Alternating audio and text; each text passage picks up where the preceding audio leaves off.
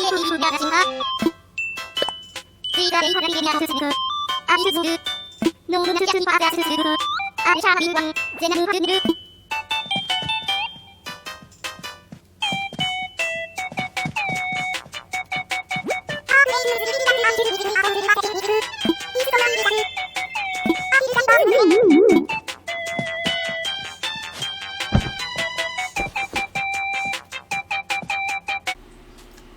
everyone, good morning and welcome to my channel. This is Elle, and here I sit and drink coffee and talk over my gameplay. So for today, I am still working with my old footage from last year of Animal Crossing New Horizons. My island looks so different now, and you can actually see that in my first island tour, which I posted a few days ago. So I started this project to help me process my grief over losing my mother at the hands of a rich kid, his family, and my country's flawed justice system. So yeah, this project sprung from pain, but I want to use it as a positive platform. And in today's episode, I talk about motivation and seeking it when life gets in the way. And that's kind of where I am right now. Just seeking motivation with going. I'm not sure how to phrase it, but yeah, it's something that I am lacking right now. And for today, I'd like to share with you an article by Corbett Barr. And in his About section, he says that he writes about the creator economy, digital minimalism, and tech for social good.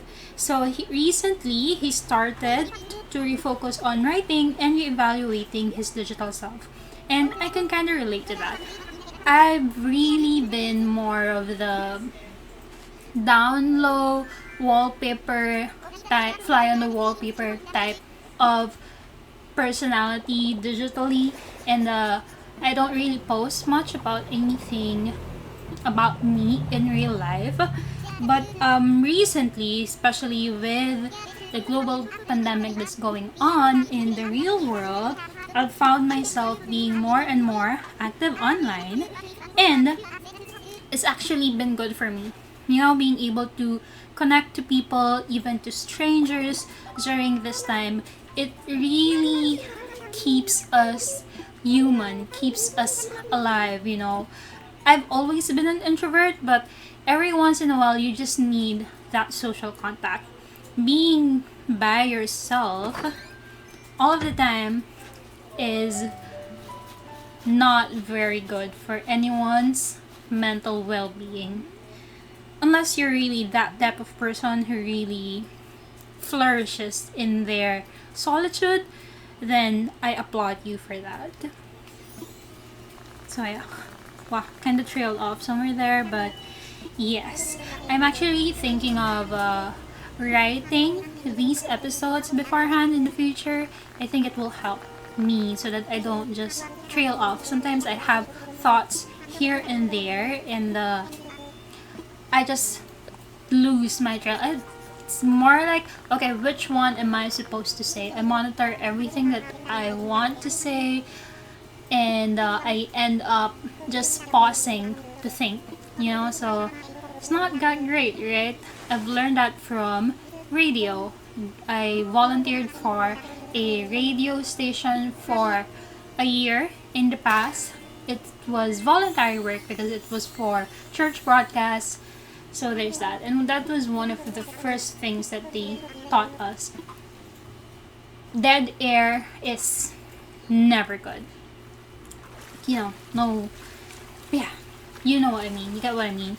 So, going back to this article, I just found myself Googling seeking motivation. Because right now, I am in that place where I do need a kick in the butt so that I just go back to work. I'm taking a short break from working. It's been a very difficult year, and it's been a difficult past couple of months. Around 2 weeks ago, my family received the letter that the court has dismissed what we have filed against the driver that was responsible for my mom's death. So, you know, everything that we have presented was just ignored. And the cropped video that was submitted by this other party, that was the only thing that was taken into consideration. And from the get-go, we really already had that gnawing feeling because this family has political ties and they are actually part of a lawyer organization closely tied to the Hall of Justice where our case was submitted. So it's been very heavy, and I recently moved out of the house. It's not official yet, but it was kind of sudden, I guess. I've talked about my difficulty breathing from the allergies in my home, and sometime last week I just packed a bag and then moved out temporarily so to help my breathing, and it's back to normal. And yeah, that was very difficult recording, where when you're breathing not is not that great.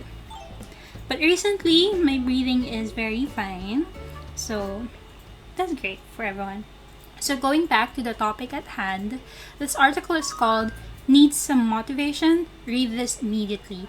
So I actually just skimmed over this thing. I have read a book before, purchased a book before. It was a self-help book of sorts. I forget the exact title, but it came out during the time that the book Subtle Art of Not Giving an F was very popular. But this one used the word shit instead. So I forget the exact title. And I'm sorry, very uncomfortable using curse words. For one, I was not raised to use them. And secondly, being a teacher by trade, I really am very careful with using those words. So anyway, going back to this article, he did say that he's going to swear a little and yell a little in the post. And yeah, it actually makes sense, right? For us who just need to get up and do something, it's something that we need. Sometimes we just need that kick, like stop wallowing like a little baby, as Amy Santiago from Brooklyn Nine-Nine would say. Just wallowing in self-pity, it's not a good thing. But at the same time, it's healthy to give yourself time to process grief, because if you just gloss over the fact and just ignore it, it's just gonna hit you at one time and you're just gonna break down. And he said something in this article about how professionals, they don't allow life's urgencies to get in the way. And I know that in today's age, in 2021, there are a lot of people who would beg to differ, but it makes sense, right? What differentiates a professional from an amateur is that an amateur lets life's urgencies get in the way and derail them from fulfilling their goals and their tasks at hand. But professionals will make sure that everything that's need to be done is at the table by the end of the day. And with that in thought, it really helped me realize that yes, I still am an amateur, and I'm not gonna deny that. And I think that you don't need to be working for a corporation or managing your own business to be qualified as a professional. You can be professional as a freelancer, even though you're a blogger or a social influencer or any of those things. If you can get things done no matter what, then you are a professional. And I thought that I was that I was really a workaholic, but following what happened to my family this past couple of months, it's really been very difficult for me to focus on anything. And I guess I've just allowed those things to get the better of me, I suppose. And it's very heavy. And I'm not trying to say that I should have been able to work with it better, that I should, like forgive myself for those things. But at the same time, as a teacher and a role model for the kids, it's also good to set an example that, yeah, things happen in life, but sometimes you just need to put on your big person pants and do what you need to do. His fourth in the article, his fourth point was to put the pot of coffee on or get some tea brewing, and that's actually something that I find very helpful. And I did order some matcha espresso for me. Like I said, I'm currently not at home and I just stay in this room where I'm at, and I don't have my own personal workspace and I don't have my things with me. And actually I've been struggling with completing a curriculum for my summer classes that I should be working on right now because I don't have my materials. But these are just excuses, right? As a I'm looking for a quote by Winston Churchill. He said something that's needs to be shared. Where is that? The pessimist sees difficulty in every opportunity. The optimist sees opportunity in every difficulty. Winston Churchill. And he has a point, right? We can use all of the excuses that we can think of. But if you do want to get things done, then you can. You can make it happen if you really want to. Although, of course, that's just take that with a grain of salt. Sometimes opportunities differ for all people, but people can have all of the opportunities and tools to make things happen, but they don't. And then it's a pity, right? Because there are those people who do want to accomplish things, but they are robbed of opportunities. And it's unfair. The world is unfair. What else can we do, right? And then he has another advice here in his article. Do one of the following three things. Take a shower, really hot or really cold. Taking a really cold shower is actually great. It really wakes up your senses, He also recommended going for a brisk walk or calling the friend who most lifts you up and makes you feel great after every conversation.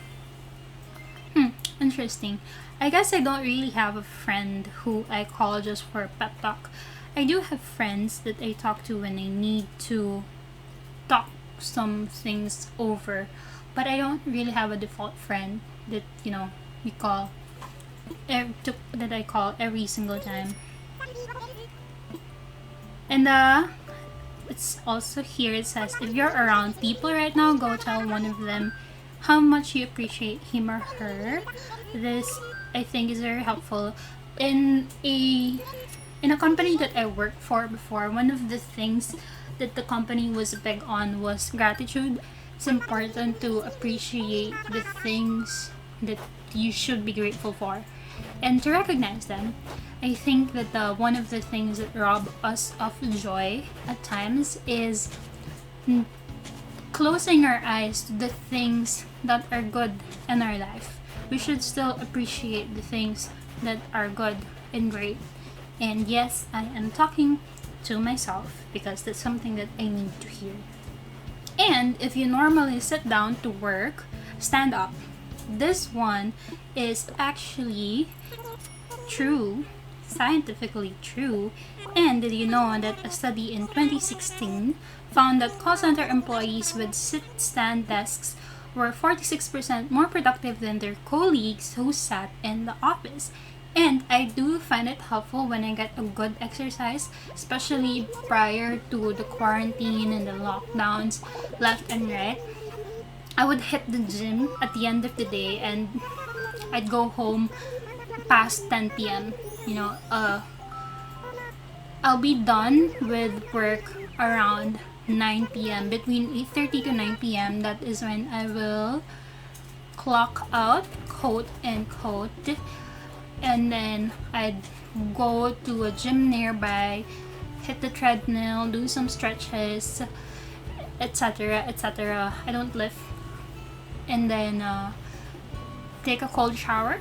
Well, not that cold because you just did exercise, and then I would go home feeling refreshed. And some people say that it's not good to exercise late at night because it's gonna keep you up, but to me, it actually energizes me.